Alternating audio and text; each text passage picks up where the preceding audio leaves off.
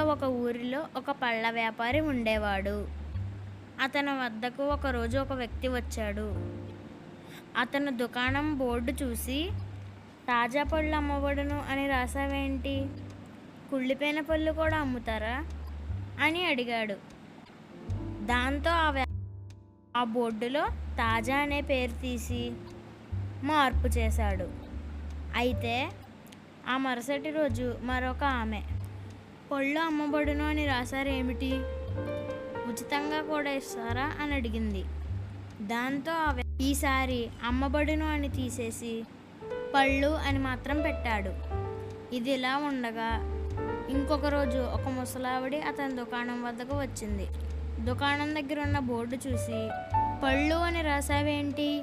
ఇవి పళ్ళు అని అందరికీ తెలుసు కదా అని అడిగింది.